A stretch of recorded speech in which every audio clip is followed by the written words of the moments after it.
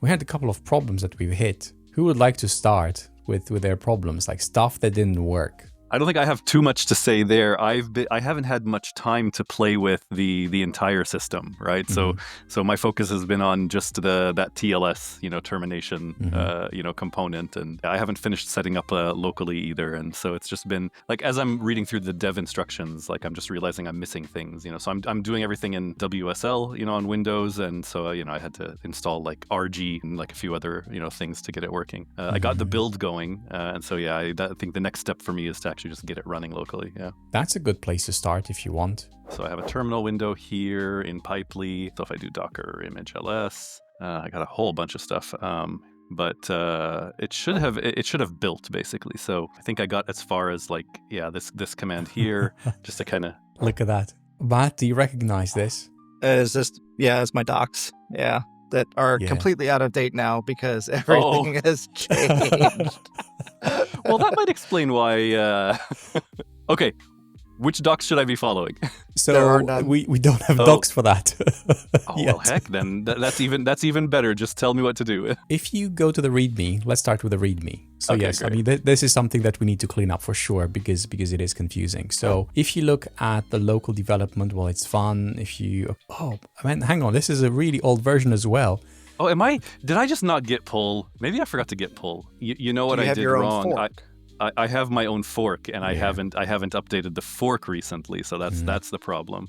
Unknown attribute group, which means that you must have an older version of just. So if you do just -- version, just to see what you have.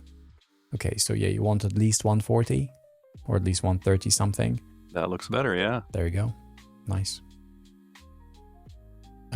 So what's happening here, you still have the old just, it's something called a shell hashing property.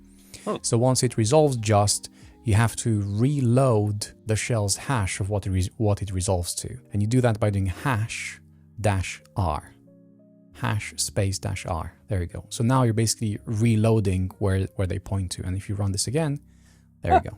If you do a hash, just a hash without reload, you'll see where it's like which hash was hit. It just basically does like a frequent lookup of commands, right? So it doesn't always resolve them. It would be costly. Wow. Yeah. Never heard of hash before. Yeah. That's okay. Like, yeah. It took me a while to figure this out, but yeah, it was when it was like a light bulb moment. Like, why? I just installed this new thing. Why am I not picking it up? It's in the path. What's going on? And then I learned about Shell's hash functionality. So now you have the latest just. If you just run just to see what's possible, so you see all the various commands. Okay. How many lines of varnish? Do you want to run it? Just how many lines? Just see how it works. This is like your first experience. Now, if you had... Oh, I've played with just a little bit. I'm actually using it in one of my projects, like, right. just pure Windows, yeah. Yeah? It's handy. Like, it's really nice. Like, it gives you a nice menu, and you don't have to like remember too many commands, and yeah, it's just cool.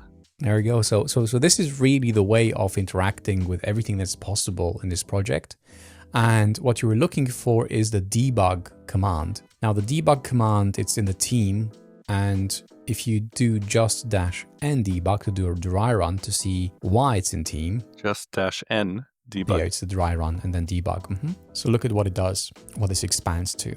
So this is what wraps Dagger. If Dagger isn't installed, the correct version, it will install it. The bin directory, it already defaults to .local bin, which is a good convention. And then it does a call, and then within Dagger, everything gets wrapped up.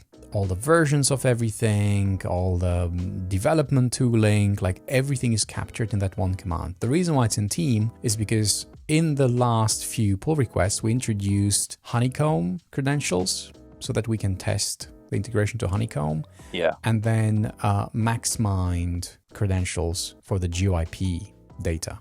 And that currently, I mean, that's just using like the 1Password integration. And I wrestled with this for a while.